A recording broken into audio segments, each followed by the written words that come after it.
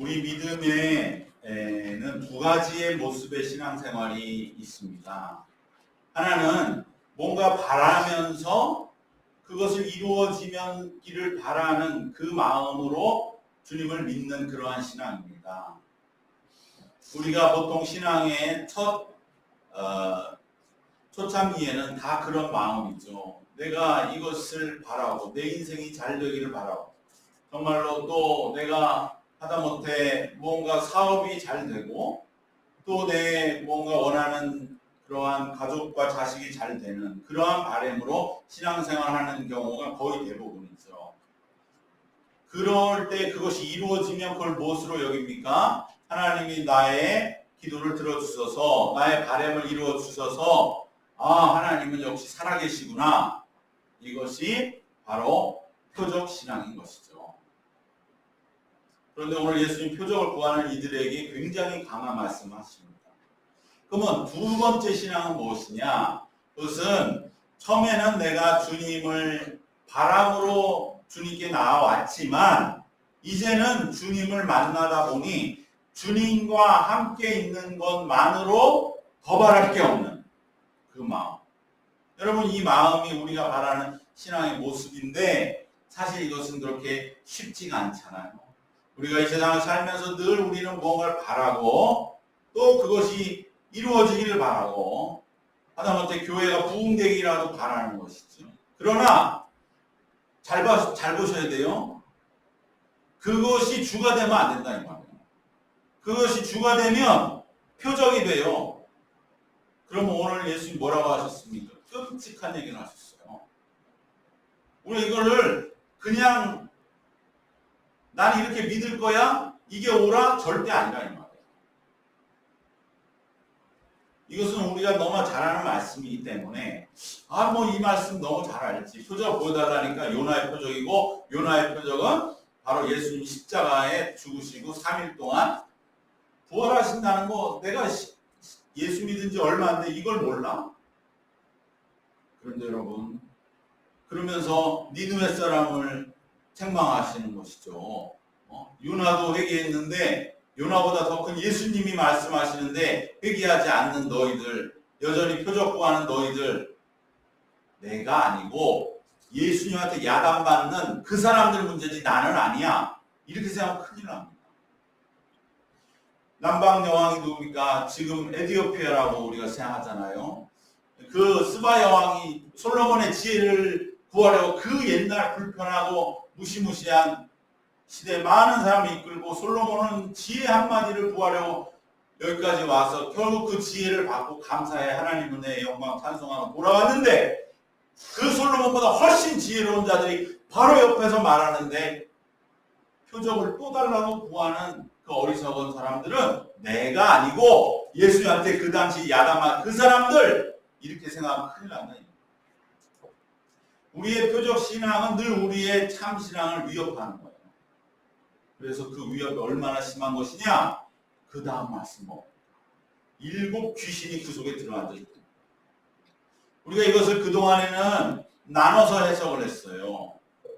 7 귀신 들어간 얘기는 뭐냐? 그것은 예수님으로 인해서 고침받은 자가 그래서 이제 예수 믿고 악이 떠난 자가 예수님 앞에 더욱더 간절하게 매여있지 않으면, 붙어있지 않으면 7 귀신 들어오니까 이제 한번 구원받은 사람은 더 열심으로 예수님께 함께 붙어있어야 된다. 그 의미로만 이 말씀을 해석했죠.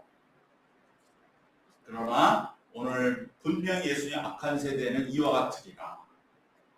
표적 신앙에 매여 있는지 아닌지 우리가 점검해야 된다 하는 말씀을 우리에게 말씀해주고 있는 것입니다. 덥고 힘들고 괴로울 때는 누구나 다 좀 바람이 더 늘어나게 되죠. 이걸 이렇게 해줬으면 좋겠다. 너무 살기 힘들다.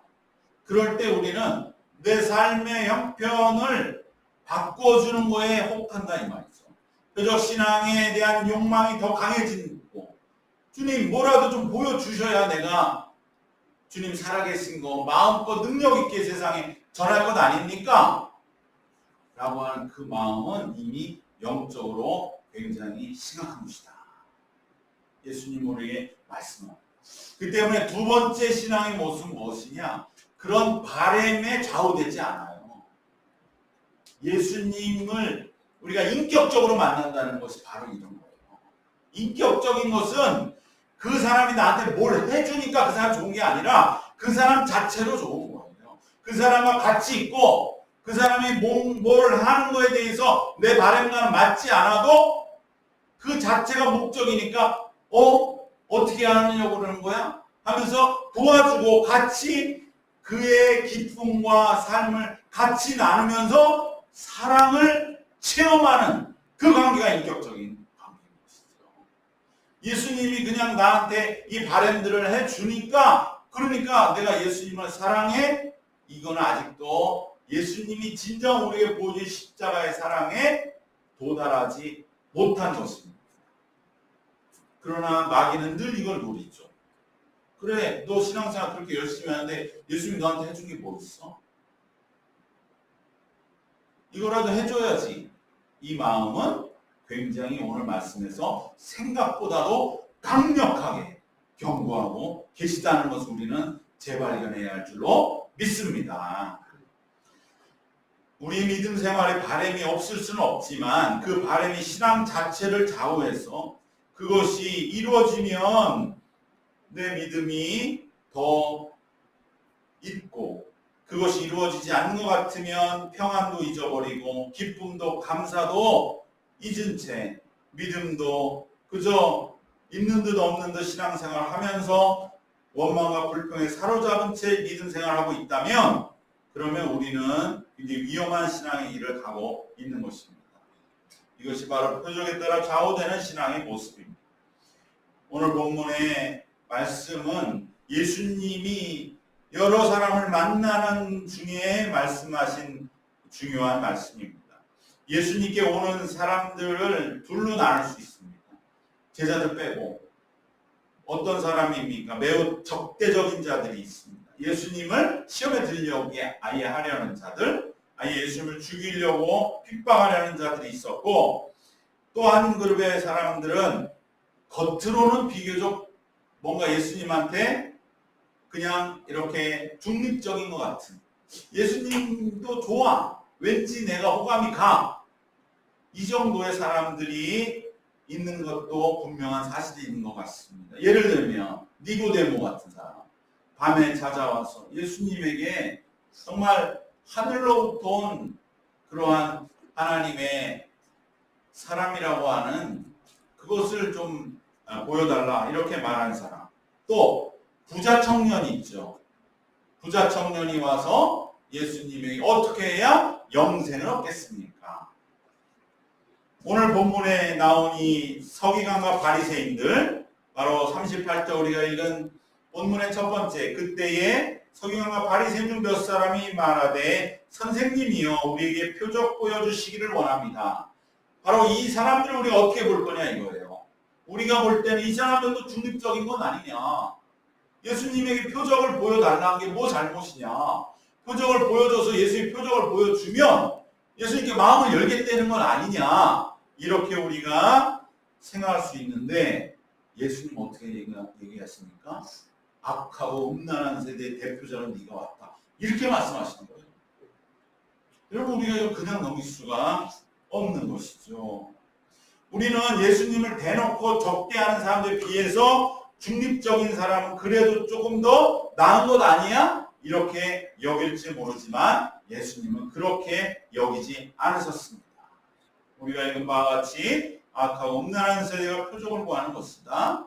니느웨 사람보다 더 이 사람들은 못한 사람들이고 남방 여왕에게 책망받을 사람들이고 마지막 우리가 읽은 바로 43절 이하에서는 이 사람들은 귀신이 나갔다가 이것은 뭘 말합니까? 이 사람들이 그래도 예수님을 찾아와서 예수님을 알아보고 예수님께 마음을 열 준비를 한 그 정도로 영이 깨끗해졌다가 표적을 구한다는 건 오히려 그 속에 악령 일곱이 들어와 버린 것이다 라고 아주 강력하게 거의 저주에 가까운 말씀을 하십니다. 왜 그렇게까지 예수님이 책망하시는 것이 되겠습니까?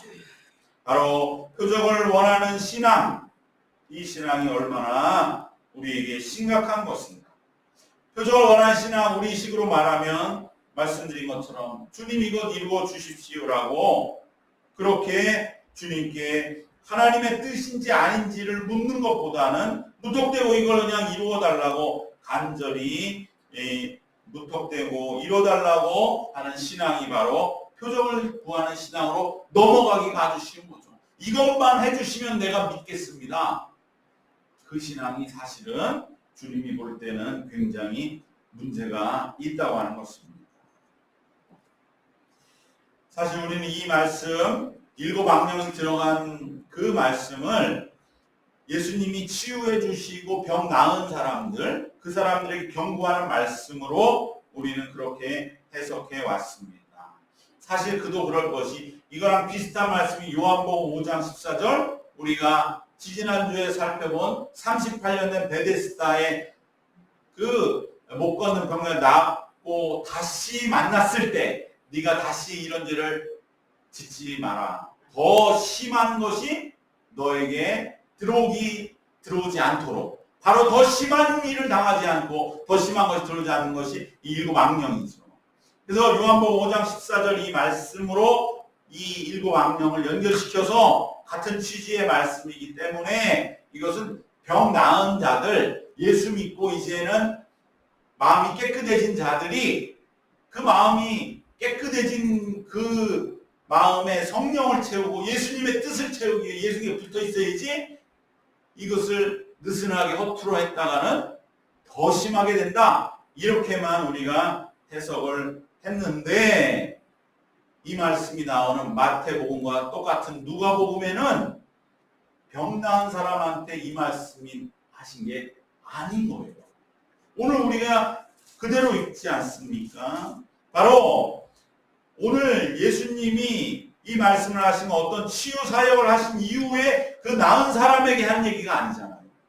오히려 표적을 구하는 사람에게 하신 말씀이에요. 이적을 안 일으키시고 이적이 없는 상태에서 아무런 이적도 행하지 않으시고 그리고 이 말씀을 하신 것은 이적과 상관이 있는 말씀이 아니라는 거죠. 오히려 표적을 구하는 너희들의 마음이 그러하다는 말씀인 것입니다. 이것을 뒷받침한 또 하나의 증거는 이 말씀 다음에 나온 말씀이 뭡니까? 오늘 우리가 읽지는 않았지만 46절부터 50절의 말씀에는 누가 나옵니까? 가족들이 나와요. 가족들이 무슨 이적을 바라고 나오는 것입니다.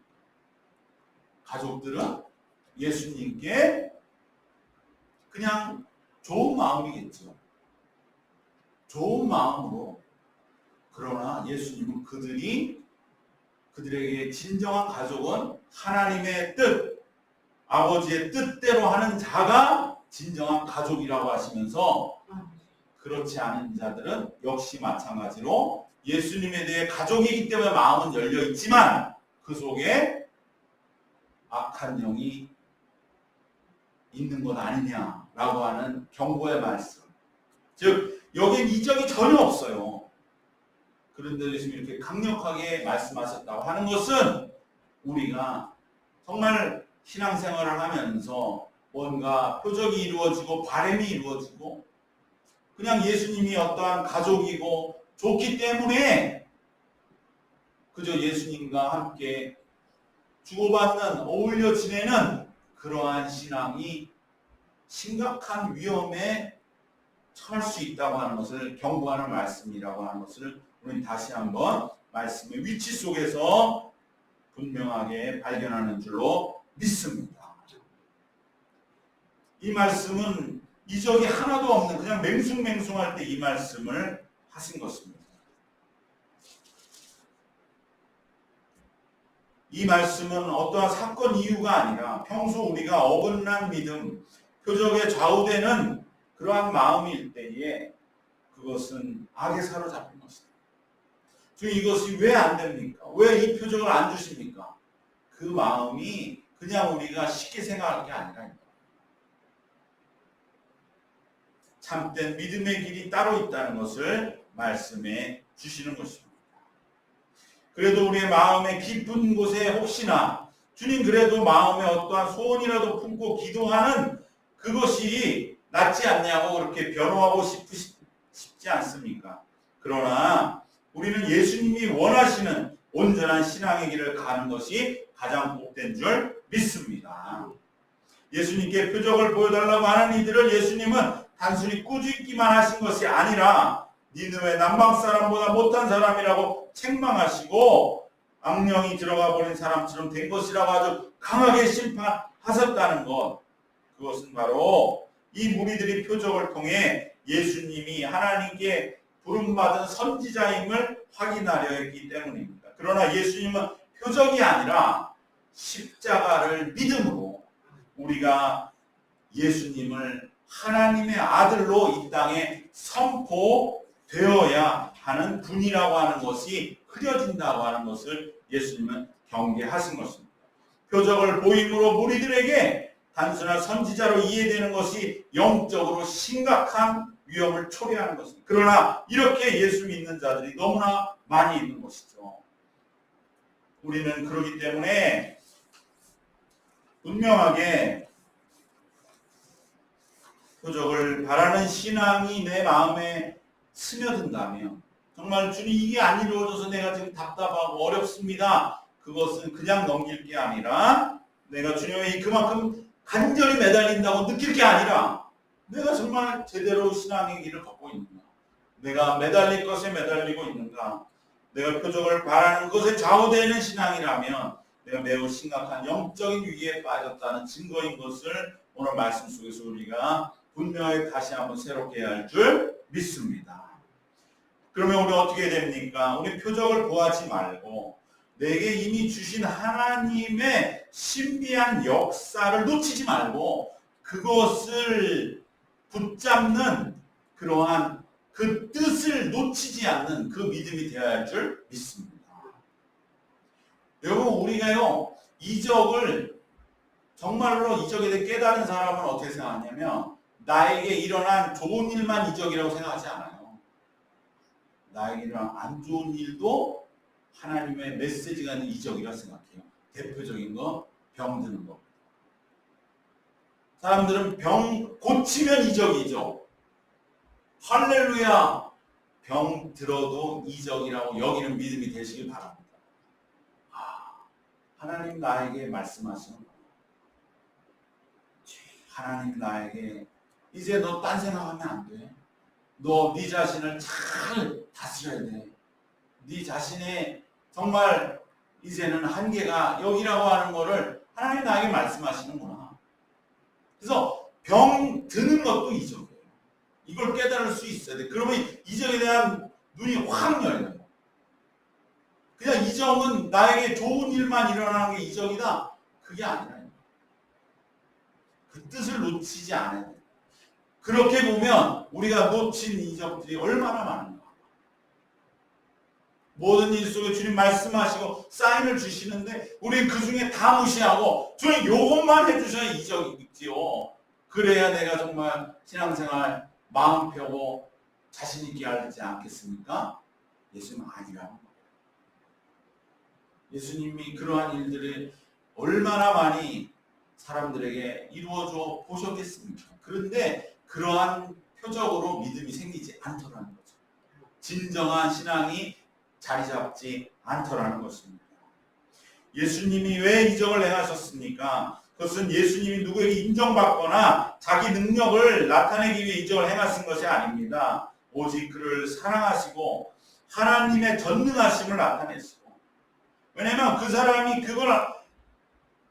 그 불강력이라고 여기는 좌절을 하나님은 하실 수 있는데 그 믿음이 없을까봐 그것을 해주시고 그리하여 하나님의 영광을 나타내시고 그것을 본 무리들을 믿음으로 이끄시기 위해 이적을 행하신 것입니다.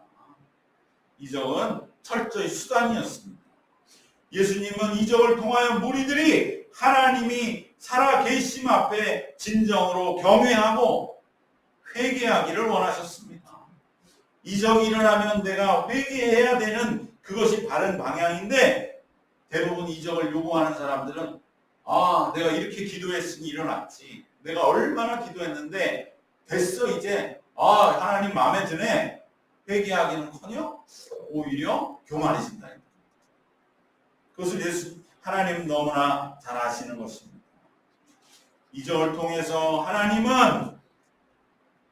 예수님은 하나님을 경외하고 회개하고 하나님의 전능과 결론에는 우리의 믿음을 더 북돋으시기 위해 그때만 예수님 불가피하게 이적을 일으키신 것입니다. 그렇기 때문에 이적이 일어나도 사람들에게 알릴 것 없다.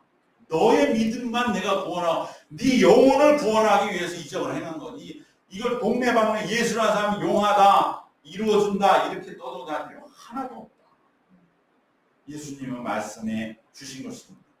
이러한 이적 속에 담긴 예수님의 깊은 뜻을 새기는 일은 등한시하고 본문의 바리새인과 서기관들처럼 표적을 보이라고 그렇게 요청하는 신앙은 일곱 귀신이 들어와 차지할 정도로 사실은 그들의 영혼은 공허하고 허약하고 심지어 사악하다고 예수님 말씀하시는 것입니다.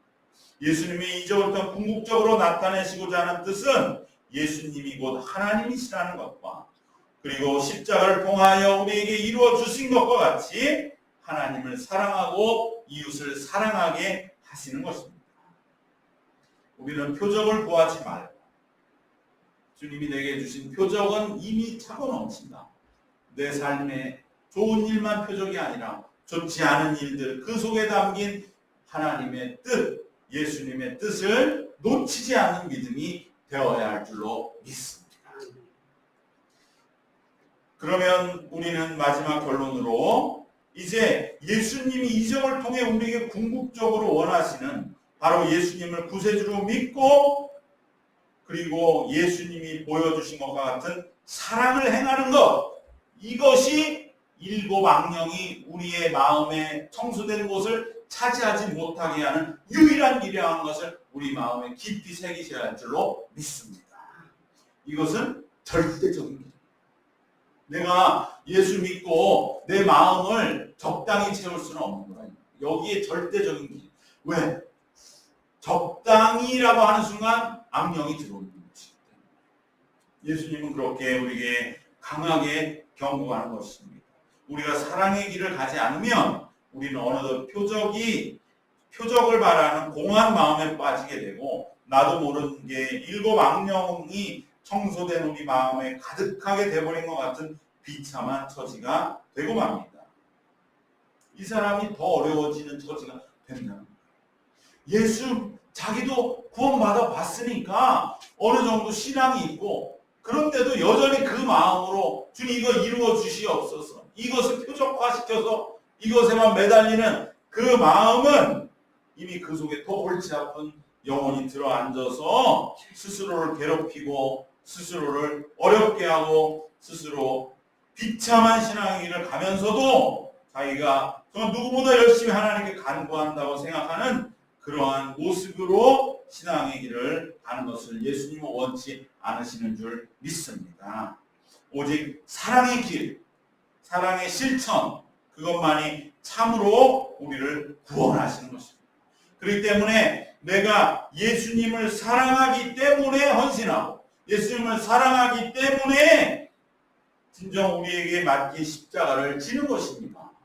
뭘 이루어지기 위해서 무엇을 되기 위해서 그 표적을 바람으로 내가 바라고 헌신하고 십자가를 지는 것이 아니라 주님이 나를 사랑해 주셨기 때문에 누구보다 더 많이 사랑해 주시고 누구보다 더 크게 사랑해 주시고 내 생명을 구원해 주셨기 때문에 내가 그 주님을 위해 사는 것 이상의 삶의 의미와 존재 가치가 무엇이 있겠는가. 그러기 때문에 우리는 예수님이 함께 동행하자고 하는 그 길을 함께 걸어가는 것입니다. 우리는 표적이 나타나서 문제가 좀 시원하게 해결되면 내가 구원을 확신할 것 같고 더 잘 믿을 것 같게만 생각이 듭니다. 결코 그렇지 않습니다. 이것을 우리는 잊지 말아야 됩니다. 표적 신앙은 예수님이 말씀하시는 믿음의 길이 아닙니다. 그리고 이것은 진정한 사랑의 승리를 방해합니다. 예수님 우리에게 진정한 신앙의 승리와 해답인 사랑의 길과 증거를 남겨주셨습니다. 참된 신앙의 길인 사랑이 구원이요 해답이라고 하는 것은 표적과 같이 어떤 증거를 보임으로 증명되는 것이 아닙니다. 여러분, 사랑이라고 하는 것은 우리가 잘 봐야 됩니다. 왜 표적을 달라고 한 것이 그렇게 혼났느냐? 표적은 집문서 같이 딱 그것이 있으면 주인이네 모든 게 다 입증이 되는 것입니다. 그러나 사랑은 그렇게 입증되는 게 아닙니다. 사랑에는 어떠한 나는 가만히 있고 네가 사랑을 보여봐. 그게 사랑입니까? 그렇게 어떤 교만한 사람이 있어서 나는 사랑 받아야 되겠어. 나는 사랑을 보여. 그 사람이 보여준 사랑, 내 마음에 흡족해. 그래서 사랑을 받았어. 착각입니다. 준 사람은 딴 생각하고 있는 거예요. 그래, 네가 원하는 거 얘다 먹어라. 그러나 그런 마음 나는 사랑하지 않아. 진짜 사랑은 무엇입니까? 예수님이 우리의 삶에 들어오시는 것입니다. 사랑은 증거를 받는 것이 사랑이 아니라 참여해서 나를 사랑 속에 집어 던지는 것입니다. 그러면 그냥 던질 수는 없기 때문에 사랑의 징표는 있죠. 그러나 증거는 없는 겁니다. 우리가 이것을 분명히 구별할 줄 알아야 돼요. 표적을 구하는 것이 이래서 예수님께 야단 맞은 겁니다. 증명할 수 없는 일이에요. 너희들은 참여하지도 않으면서 예수님에게 증거만을 내놔라. 나를 사랑한다는 증거를 보여라. 그 증거를 받으면 진짜 사랑할 것 같습니까? 그건 사랑이 아닙니다. 마음을 같이 하고 서로 동참하고 자신을 맡기고 던지면서 그러면서 사랑을 체험할 때 그것이 진정한 사랑의 길이 되기 때문인 것입니다. 예수님은 이 길을 우리에게 보여주셨기 때문에 참된 사랑을 우리에게 나타내신 것입니다. 우리가 예수님의 사랑의 길에 스스로를 던져서 참된 사랑의 길을 가려고 실천하고 애쓰며 한 걸음씩 나갈 때 바로 거기에 사랑이 체험되고 바로 거기에 하나님의 살아계심이 체험되고 십자가만이 오직 우리를 구원하는 길임이 거기에서 증명이 되는 겁니다. 거기에서 확신으로 자리 잡게 되는 겁니다. 사랑은 어떤 증명을 해서 그 결론을 받아서 그 결론을 내가 소유하고 있다고 해서 그렇게 사랑이 확인되는 것이 아니라 사랑에는 징표만 있을 뿐입니다. 그 징표를 믿고 사랑하는 일에 뛰어들어서 내가 함께 마음을 나누고 사랑을 느낄 때에 비로소 사랑은 확인이 체험적으로 그 안에서 확인이 되는 것입니다. 어떤 표적을 보여줘야 사랑을 느끼는 것이 아니라 사랑에 참여해야 사랑이 체험되고 확증되는 것과 마찬가지로 예수님의 존재도 바리새인처럼 그저 표적을 봄으로써 체험하는 것이 아니라 예수님의 길에 참여하고 동행함으로써 확인되는 것임을 예수님은 깨달으라고 말씀하시는 것입니다. 그 때문에 우리는 우리의 영혼과 마음을 사랑의 실천으로 가득 채워야 할 줄로 믿습니다. 이것을 채우지 않으면 우리는 표적을 바라고 바리새인처럼 사랑을 보이라고만 하는 신앙이 될 수 있기 때문에 예수님 우리에게 말씀하신 것입니다. 표적이나 소원이 이루어지면 더 잘 믿겠다는 마음은 공허함에 이미 빠지고 있다는 증거임을 경계해야 합니다. 우리는 비록 작은 것 같지만 사랑을 실천한 사랑에는 크기가 없습니다. 작은 것도 사랑이고 큰 것도 사랑입니다. 작고 크고가 없습니다. 작은 것 하나라 사랑을 실천하면 우리는 악령에게 틈을 주지 않고 바로 예수님이 우리에게 행하신 이적이 담긴 뜻, 곧 사랑의 실천이라고 하는 참된 뜻을 체험하며 우리는 신앙의 길을 걸어가게 될 줄 믿습니다. 오늘 말씀 세 가지를 정리하겠습니다. 우리가 영적 위기는 그저 금방 구원받은 자 되면 오는 것이 아니라 바로 표적을 바라며 참된 사랑의 길을 가지 않고 있는 신앙이 곧 일곱 악령 들어온 자라고 예수님 경고하신 것을 다시 한번 기억해야 할 줄 믿습니다.